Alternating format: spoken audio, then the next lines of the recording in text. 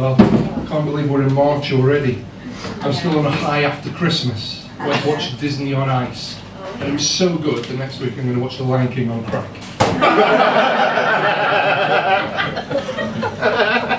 Now, I'm a bit pissed off at the moment. And the reason I'm a bit pissed off is because one of my mates got dumped. Thank you. And it wasn't the fact that he got dumped that pissed me off. What pissed me off was the words his ex-girlfriend used when she dumped him. Because what she said was, "The heart wants what the heart wants." Bullshit. This can be used in any situation. So my wife came home the other day, she went upstairs and I just heard, "Get up here now." So I went upstairs. So, what's that? What? Did you shit in the bath? The heart wants what the heart. So I'm not from around here, and on the drive over I was listening to the radio and we're having a debate on about whether it would be a good idea to give 16 and 17-year-olds the right to vote in general elections. Give me a cheer if you voted in the last election. See, normally I don't like voting, it makes me cross. But at the last election, I felt very passionately about voting. Because I realised in the election prior to the last one, the amount of people that didn't vote was greater than the amount of people that voted for the winning party. So I wanted people to vote. So I went out in the streets and I said, "I'm on the register, are you on the register?"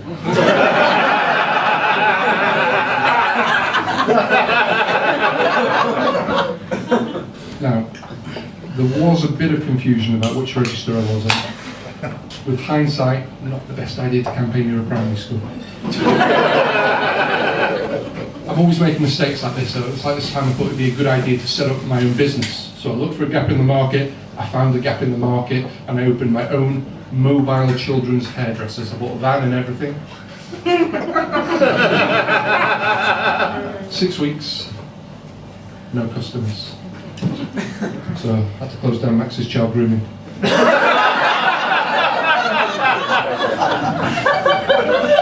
Just had a load of confused middle-aged men turn up. What can you say? The heart wants what the heart wants. See? Yeah, so as I said, I'm not from Telford. I live in a place called Shrewsbury. Apparently it's close to Shrewsbury. Just bought a house there with my wife, and we're having little discussions about what to do with the interior. So the other day she said to me, "What colour do you want to paint the lounge?" I said, "I'd like to paint the lounge yellow." I said, "What about you? What colour do you want to paint the lounge?" She said, "I want to paint it grey." So I don't like grey.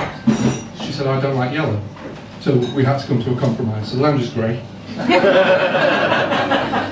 I've got to pay for this stuff so it'll work. I'm a teacher. We're going to teachers in? Yeah. Did you hear the reaction? Yeah. Do you know why that was a reaction? Do you know why? It's because it's term time. It makes a massive difference. I did a gig over the half term, said we're going to teachers in. There's a table of about 5 people, smashed off their tits. So we're going to teachers in, they're like, "Teachers, yeah!" "Well, what do you teach?" This one guy said, "Primary." I said, "Would you like it?" He said, "You take a child and you mould them, you shape them, you fuel their dreams, and you push them towards their future.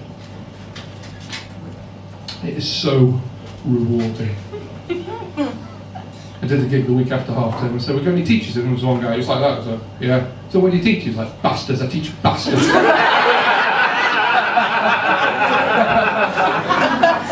So I'm a teacher as well, but I don't teach like primary or secondary. I actually teach English to foreigners, people who can't speak English properly, so Americans, Australians.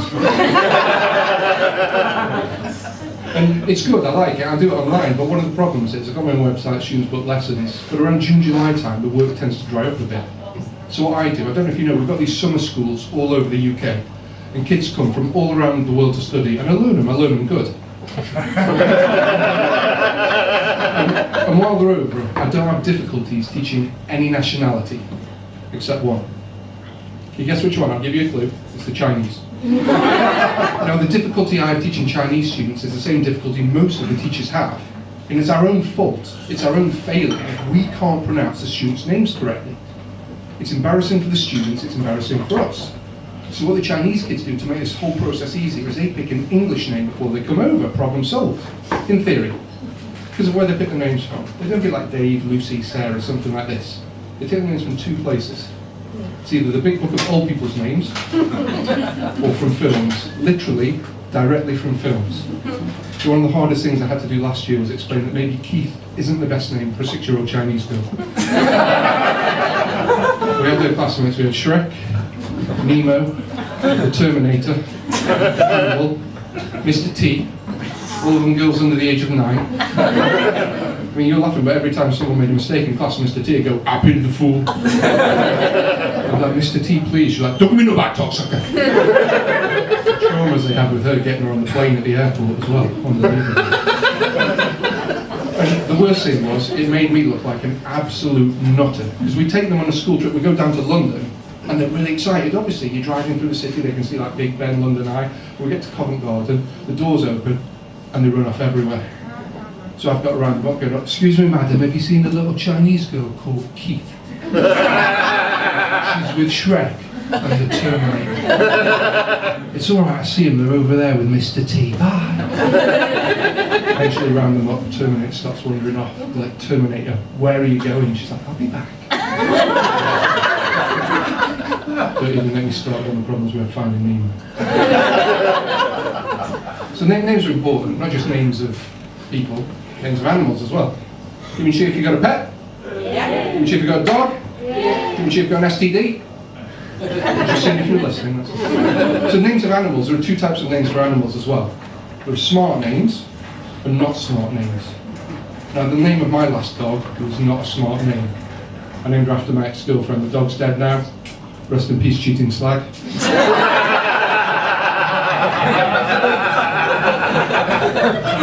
Now, that falls into the category of not a smart name.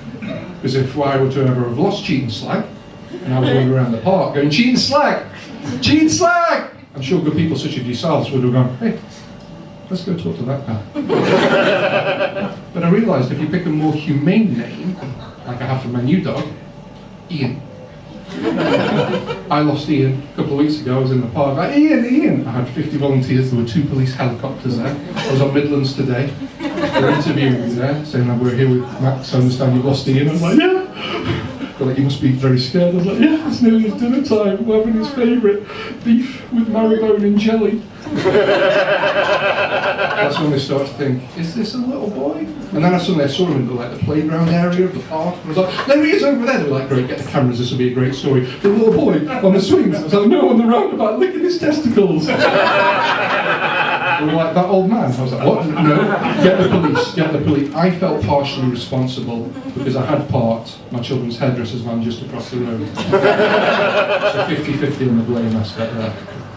Yeah. So as I told you, I teach English to foreigners. I actually lived in Poland for about 4 years, and I taught at one of the best high schools in Poland.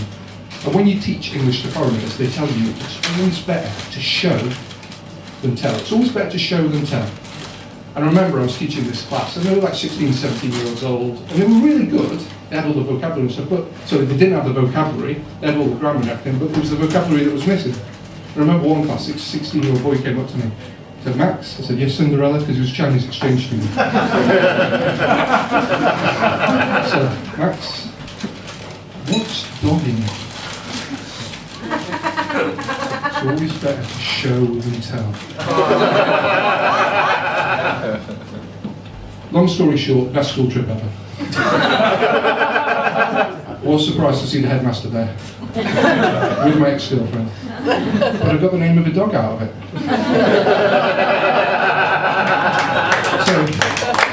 So nearly time for me to go, but I'll just leave you with something. I've been watching a lot of YouTube. Do people here watch YouTube? Yeah. Yeah, I love YouTube. And recently I've been watching these compilation videos. Like, and the compilation videos are when people think they're going to win, and then they don't. And, you know, it's really, really funny, because it happened to my wife the other day. She thought she was going to be first, and she started to celebrate, but then I came.